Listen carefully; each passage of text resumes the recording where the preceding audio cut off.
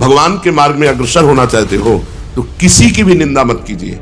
किसी की भी निंदा अगर करोगे तो आपका परमार्थ रुक जाएगा, आपका परमार्थ रुक जाएगा। सबको चाहिए सत्संगियों को कभी भी किसी भी संप्रदाय के किसी भी संत की निंदा नहीं करनी।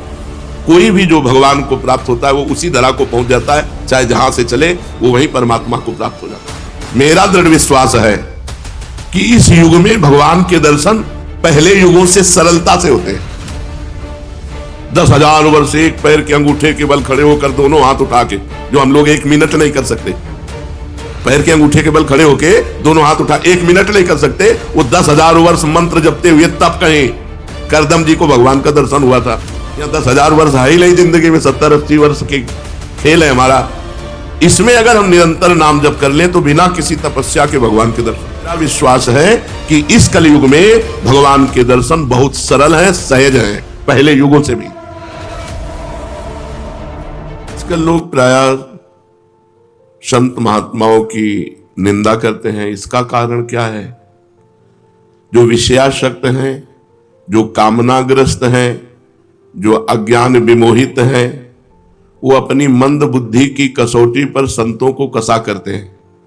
उनकी मंद बुद्धि होती है तो अपनी बुद्धि के अनुसार वो संतों और महापुरुषों को पहचानने के लिए सामर्थ्य है नहीं, इसलिए वो बाहरी बातों को लेकर के संत महात्माओं पर दोषारोपण करने लगते हैं और उनकी निंदा करते हैं और अश्रद्धा करके अपना पतन कर लेते हैं। जहां किसी संत महापुरुष की निंदा हुई तो अश्रद्धा हुई, तहां हमारा पतन हो जाता है। संतों को पहचानने के लिए परम पवित्र निरहंकार रहित भगवत बुद्धि चाहिए। वो भगवत बुद्धि जब हो जाएगी तो खुद आप संत हो गए तो सब आपको संत नजर आएंगे। जब तक खुद संत नहीं हुए तब तक संत को पहचानना बहुत कठिन है। संत सेवा का प्रधान साधना क्या है? कैसे माने कि हमारी ये संत सेवा बन गई? तो संतों के बताए हुए मार्ग पर चलना ही सर्वश्रेष्ठ संत सेवा है।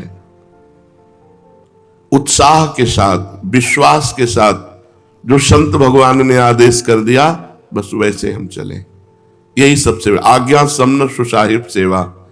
अगर हम अपने गुरुजनों की, संत महापुरुषों की आज्ञा का पालन करते हैं तो हमारी संत सेवा हो रही है।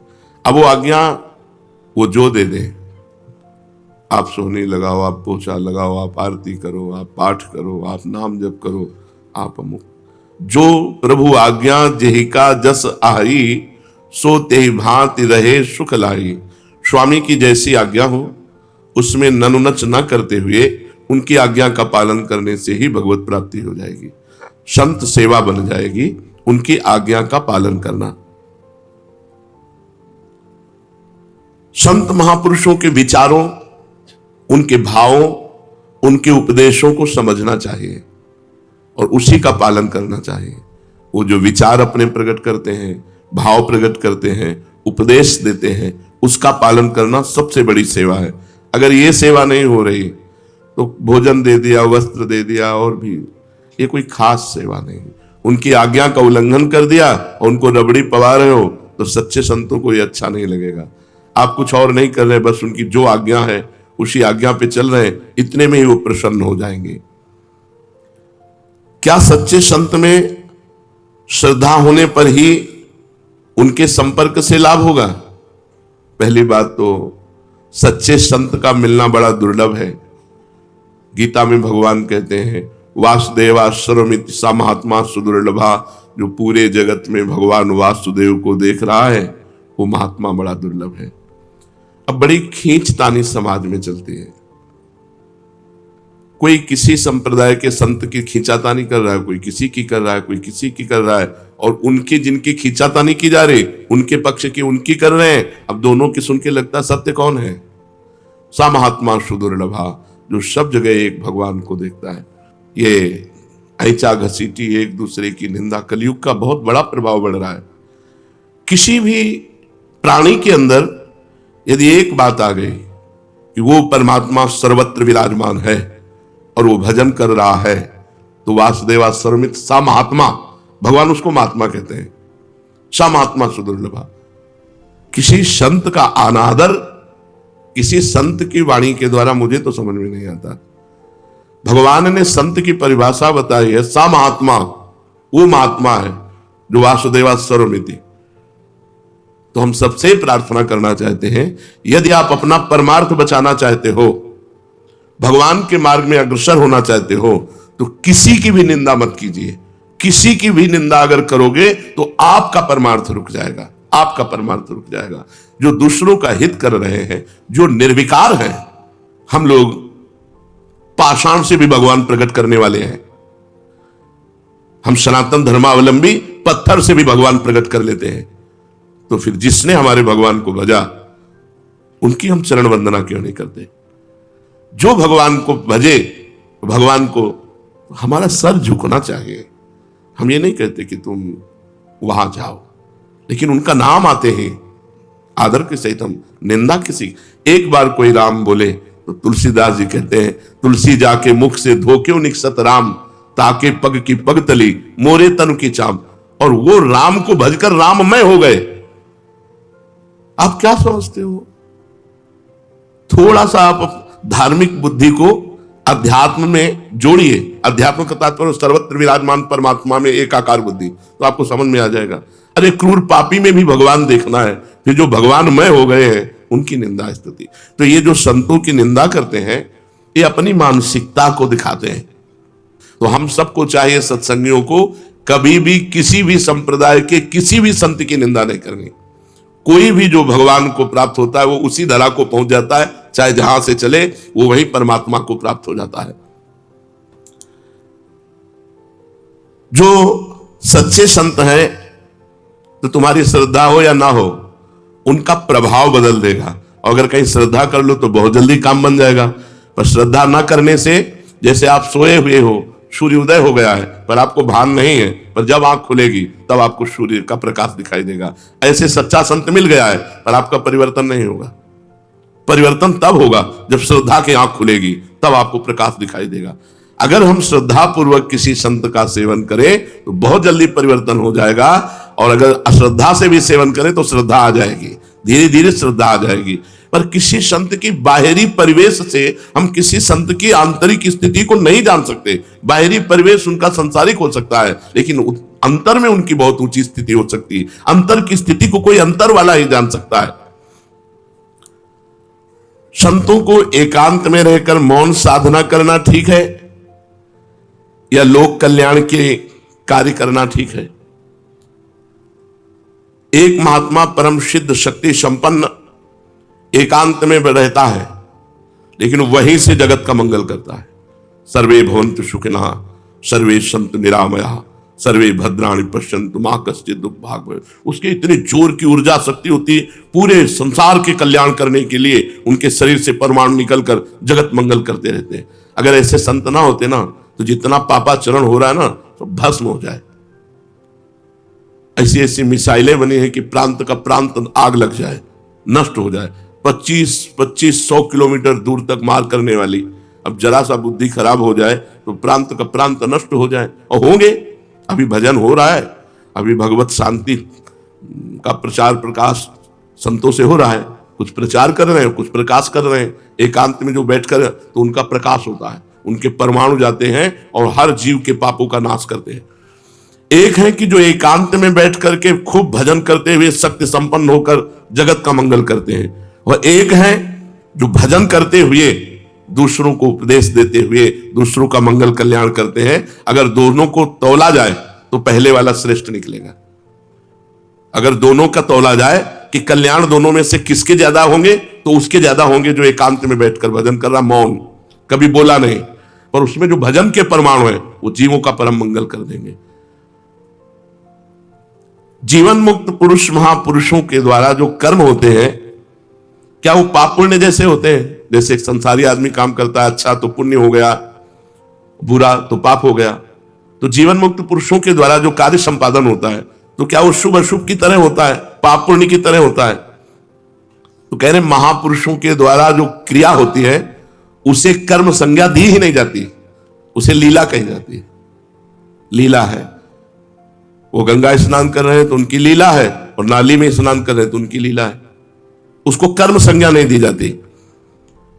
जहां कर्ता ही नहीं बचा, अहंकार ही नष्ट हो गया तो अब वो पूरे विश्व को भंडारा करा रहे तो कोई पुण्य नहीं, और उसके द्वारा कुछ लीलाएं हो रही तो कोई पाप नहीं। वो पाप और पुण्य दोनों से बड़े। अब अच्छा हो रहा है तो उसकी प्रशंसा करेंगे संसारिक, और अगर उनकी बुद्धि के खिलाफ हो रहा है तो उनकी अवहेलना करेंगे। जो सिद्ध संत होते हैं, देखो इसी में परीक्षित जी को संशय हो गया था कि धर्म के लिए भगवान ने अवतार लिया, तो रात्रि में एकांत में गोपिकाओं को बुला करके रास करना, ये क्या धर्म के विरुद्ध नहीं हुआ? परीक्षित जी के इसी प्रश्न से रास का विश्राम कर दिया कि ये तो, जबकि परीक्षित जी लोक संग्रह के लिए प्रश्न, तब उन्होंने कहा कि जो भगवान शंकर जैसे है वो विष का पान किया दूसरा पान करे तो मर जाएगा, ऐसे ही जो महापुरुष है वो जो कर रहे हैं वो हमें नहीं करना, वो जो उपदेश कर रहे हैं और उपदेश से जो उनके आचरण मिले वो करना बकाया नहीं करना। वो महापुरुष है, उनकी लीला है, वो क्या कर रहे हैं। तो क्या महापुरुषों के द्वारा पापाचरण भी होता है क्या? ये तो साधनावस्था में ही छूट गया था, तो सिद्धावस्था में कैसे हो सकता है? तुम्हारी मति गति के परे की लीला हो सकती है। जैसे ब्रज के भक्तों में पढ़ना, ग्वारिया बाबा, तो एक बंगाल से परिवार आया था और उनके साथ 18-20 वर्ष की लड़की थी और 70 वर्ष के बाबा होंगे, साफा बांधे रहते तो राजा महाराजा की तरह। देखा बोले यार की मर्जी हो गई, अब इससे ब्याह करेंगे। उनके पिता ने कहा कैसी बात करते हो? उनका ना अब तो ब्याह करेंगे। अब वो इतनी जोर से आवाजें होने लगी कि भीड़ लग गई। क्या हुआ क्या हुआ? बाबा ने कहा इस लड़की से ब्याह करेंगे। उनका हम ऐसे कैसे कर देंगे इनके साथ? बोले नहीं ब्याह करेंगे। झगड़ा शुरू हो गया। पिता ने कहा वो पिंड बचाना मुश्किल हो गया। बाबा ने कहा अगर ब्याह नहीं करोगे तो चिता लगाकर भस्म हो जाऊंगा। उसने कहा तुम मर भले जाओ, हमारा क्या बिगड़ रहा है, हम ब्याह नहीं करेंगे। तो ऐसा थोड़ी अपनी बेटी का ब्याह कर देंगे। बाबा ने चिता लगा ली। ब्रजवासियों ने कहा हाथ जोड़ के कहता हूं तुम हां कह दो, अगर ब्याह कर लेंगे तो जो कहोगे वो हम हार जाएंगे। बिल्कुल नहीं होगा ब्याह, तुम हां केवल कह दो। उसको बहुत समझाया, बंगाल से आया था। तो उसने कहा बाबा ब्याह कर लो, हम राजी हो गए। बोले अच्छा चलो चिता में नहीं बैठेंगे। यार की मर्जी नहीं है, नहीं ब्याह नहीं करेंगे। और चल दी। अब आप बताओ क्या सोचोगे आप? तो सिद्ध पुरुषों की कुछ ऐसी लीलाएं होती हैं जिनको समझ पाना बहुत कठिन होता है, बहुत कठिन होता है। हम तो बस उनके चरणों में नमस्कार करें कि उनके प्रति कहीं अपराध ना बन जाए। तो संतों की कुछ ऐसी क्रियाएं होती हैं जो हमारी मानवीय धरा से ऊपर होती हैं, वो बालवत होती हैं, बिल्कुल निष्पाप होती है, निष्कलंक होती है। ऐसा नहीं है कि कहीं पाप कर्म बन जाए, पर उनकी क्रियाएं ऐसी होती है जो करता नहीं है, वो भगवान की एक वृत्ति जैसी उदय होती है। हमने देखा है ऐसे सिद्ध महापुरुषों के दर्शन में गंगा किनारे एक से एक, उनको मस्त राम कहते थे। कोई उनसे चारा कटवा रहा है, कोई उनसे पिसना पिसवा रहा है, कोई मसाला पिसवा रहा है। तो एक बहुत पढ़ी लिखी प्रवीण थी, उसने देखा कि ब्रह्मबोध संपन्न महापुरुष है। वो मतलब कपड़ा लत्ता भी धो देते थे। बाबा मस्तराम कपड़ा, बच्चों जैसा उनका स्वभाव। वो मिले तो आप ऐसा लगेगा कि हजारों बार मिल चुके हैं। इतने परमाणु प्रेम के, इतने गले लग गया। और गुरु भाई आप कैसे? ऐसे तो लगता है हमें जानते हैं क्या? और उनका व्यवहार ही ऐसा था, वो भगवत स्वरूप। तो उसने फिर उनके सामने कार्य रखा कि ऐसे संत से यदि संतान उत्पन्न हो तो जगत पूज्य। तो उन्होंने कहा कि देवी मस्तराम की मस्ती एक सीमा तक रहती है। चल रही, वो समझ रहे थे कि बावरे हैं, तो उनका देवी मस्तराम की मस्ती एक सीमा तक रहती है। वो घर के बाहर निकल गए। उन्होंने खुद संतों से अपनी बात बताई। तो कुछ संत ऐसे होते हैं जो सीमा से ऊपर होते हैं, हमारी बौद्धिक धरा से। हमें किसी की निंदा नहीं करनी।